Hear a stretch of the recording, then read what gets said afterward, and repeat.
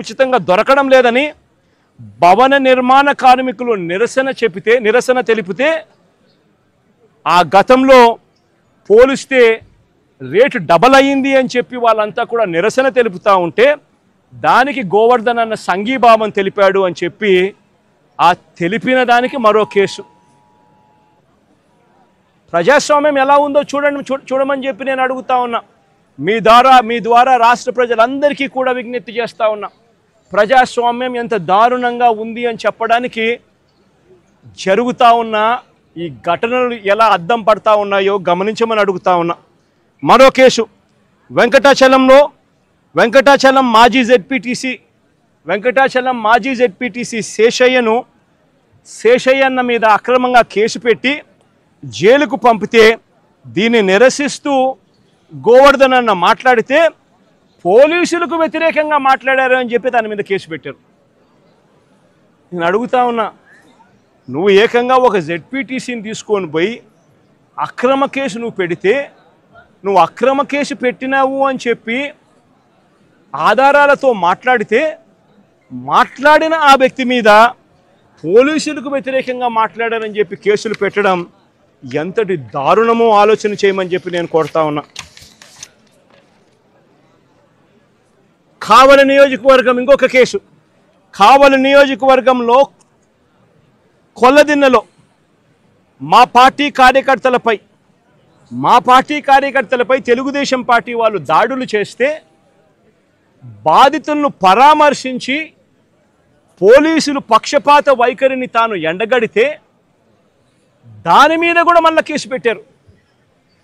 అంటే ఒక రాజకీయ పార్టీకి సంబంధించిన తన మనుషుల మీద అన్యాయంగా తెలుగుదేశం పార్టీ వాళ్ళు దాడులు చేసినా బాధితులను వీళ్ళు పరామర్శించినా మా వాళ్ళు పోలీసుల పక్షపాత వైఖరిని వీళ్ళు ఎత్తి చూపించినా దాని మీద కూడా కేసు పెట్టే కార్యక్రమం జరుగుతూ ఉంది.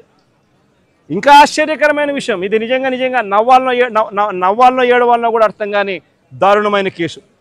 2024 ఎన్నికల సందర్భంగా అంటే ఎలక్షన్ కమిషన్ ఆధ్వర్యంలో నడుస్తూ ఉన్న పీరియడ్లో ఆ టైంలో లిక్కర్ పంచుతా ఉన్నారని చెప్పి కేసు పెట్టినారు.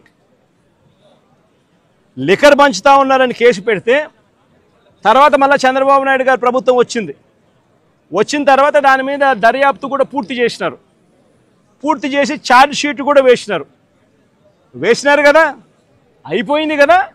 మళ్ళా సంవత్సరం తర్వాత అదే ఛార్జ్ షీట్లోకి మళ్ళీ వెళ్ళి గోవర్ధన్ రెడ్డిని ఇప్పుడు ఇరికిస్తూ ఉన్నారు. ఏమయ్యా ఇది నాకు అర్థం కావడంలా. ప్రజాస్వామ్యంలో బతుకుతా ఉన్నామా? ప్రజాస్వామ్యంలో బతకడం లేదా? ఇంతకన్నా దారుణమైనది ఏమైనా ఉంటుందా? అది కూడా తప్పుడు వాంగ్మూలాలు మళ్ళీ ఇప్పుడు సృష్టించి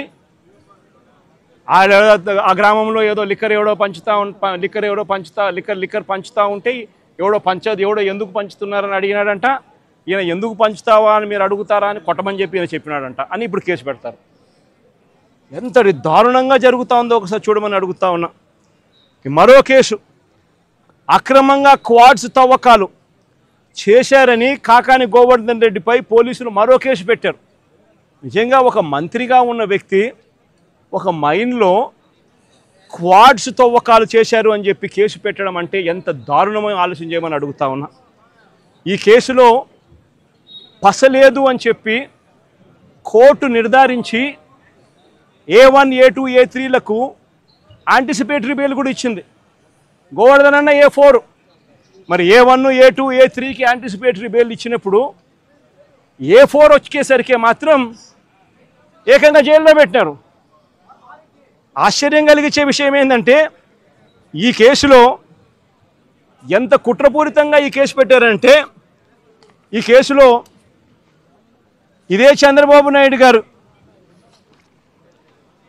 గవర్నమెంట్లో చేసిన విజిలెన్స్ రిపోర్టు, ఈ విజిలెన్స్ రిపోర్ట్లో వీళ్ళే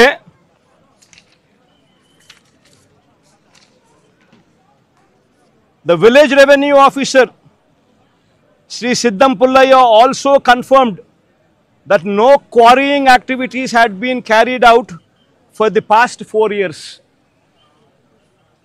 ఈ లేచిన విజిలెన్స్ రిపోర్ట్లోనే ఇదే ఊరిలోనే తాటిపర్తి అనే విలేజ్లో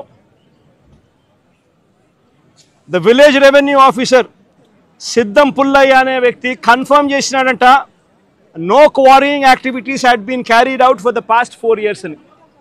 నేను అడుగుతా ఉన్నా, ఏందయ్యా ఇది, నాకు అర్థం కావడం లేదంట. ఈ కేసు సరిపోదు అని చెప్పి ఈ కేసులో పసలేదని ఏకంగా SC ST కేసు పెట్టాను. మళ్ళీ దీంట్లో మైనింగ్లో SC ST కేసు